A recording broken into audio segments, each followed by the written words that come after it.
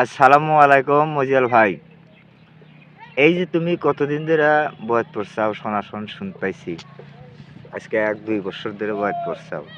তে বয়াত পড়া যে কি শিখলা আর কি পাইলে? জিয়াফত দিলেও যাও না, হুজুরের বাড়িতেও যাও না, কি পাইলে? তোমার বয়াত পড়ছাও ঠিকই মানছি, আল্লাহর জিকির করো।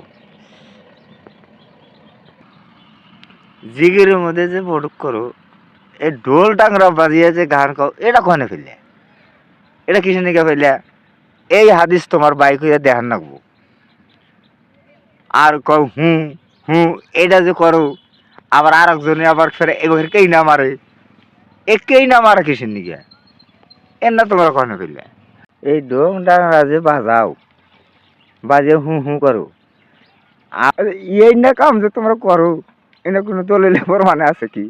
হ্যাঁ, এরকম করা বাদ দাও, এনে কইরো না।